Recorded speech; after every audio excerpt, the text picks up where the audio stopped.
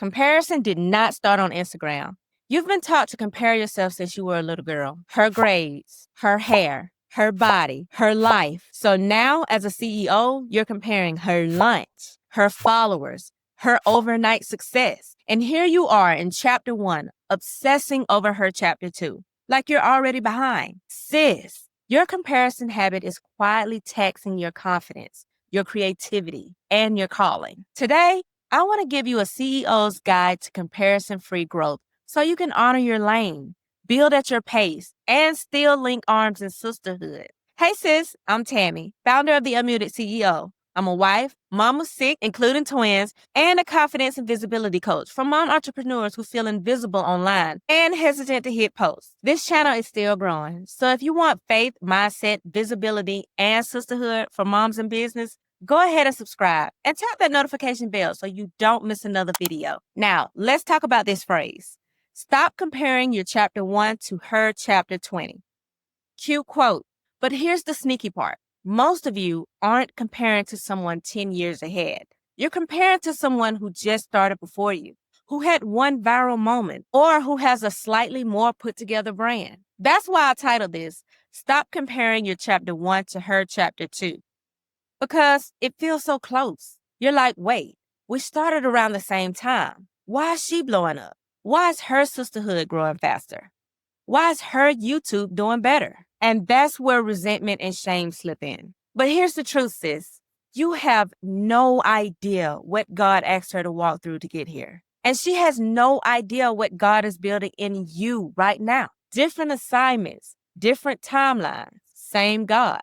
So instead of trying to copy her path, we're going to step into CEO mode and build a growth plan that honors your lane. Shift number 1, from her results to my role. Comparison fatigue happens when you stare at her outcomes instead of your assignment. Ask yourself, who has God specifically asked me to serve in this season? What problems am I uniquely graced to solve? What role do I play in my community? Encourager, teacher, strategist, storyteller? Write it down. My role as a CEO is to, example, shepherd shy faith-filled moms into being seen, not to copy someone else's numbers. When you're in CEO mode, you're more focused on who you're serving, how you're serving, what God is asking of you today than how many likes she got, how quickly she launched, what her branding looks like. Your role is where your authority lives. Her role is not your scoreboard.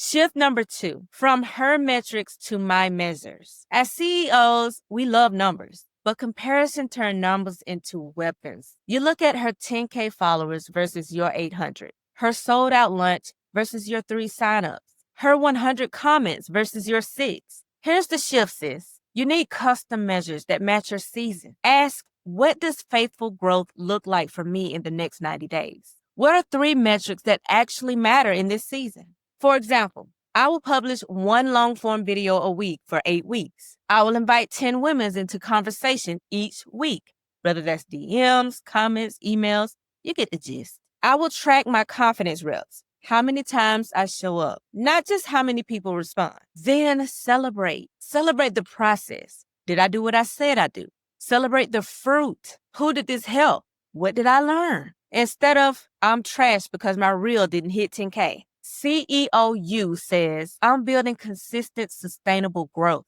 And that is success in this chapter. Her metrics are not your measuring stick. Your obedience and stewardship are. Shift number 3, from competing to co-laboring. This is where my heart for sisterhood comes in. Comparison tells you there can only be one. If she's winning, you're losing. If her program is popping, yours must be pointless. Kingdom truth says, we're co-laborers, not competitors. Let me be real. There are women you're watching who should be your collaborators, not your quiet triggers. A CEO with a comparison-free mindset says, how can we build together? Where do our gifts complement each other? How can I genuinely honor what she's doing without shrinking myself? Examples. Invite another mom CEO to go live with you on Insta or YouTube. Feature her inside your group. Swap value. She trains your group on one topic, you pour into hers on another. If sisterhood is your strategy, when you're surrounded by women who clap for you, check you, and remind you of your lane, comparison loses its grip. That's the heart behind Unmuted and Seen. My inner circle where we grow together instead of silently competing, overcoming comparison fatigue. Your lane is sacred. Your lane is not a punishment. It's a protected assignment. God is not shocked by your current follower count, your current income.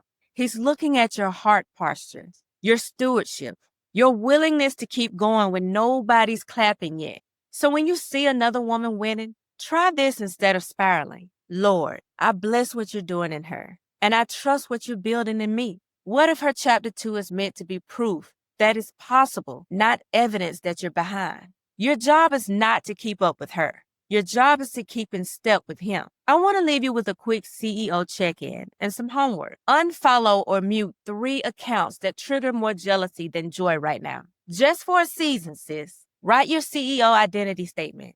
I am the CEO of your brand, called to serve specific people by helping them with a specific result with your unique way. Choose 3 custom measures for the next 90 days that define your success, not the algorithms. Then I want to ask you, where can I lean into sisterhood instead of comparison? Maybe that's joining Unmuted and Seen, commenting on another sister's post with genuine support, or starting a small accountability group. If this hit you in the gut a little bit, just a little bit, but in a good way, here's what I want you to do next. Comment, "My lane is sacred," if you're choosing comparison-free growth from here on out. Share this with one sister who's been saying, "I feel so behind." Don't forget to subscribe and tap that bell because I have more videos coming on sisterhood, collaboration, and visibility for moms building businesses in real life. If you're craving a space where women actually walk this out, come join us inside Unmuted and Seen, my inner circle for mom CEOs who are done being muted and ready to be seen together. You can also plug into our free communities on Facebook. We don't do mean girl energy over there. Sis, you're not behind. You're becoming. Your chapter 1 is just as holy as her chapter 2. And God knows exactly what he's doing with both. I love you, sis. And I'll see you in the next video.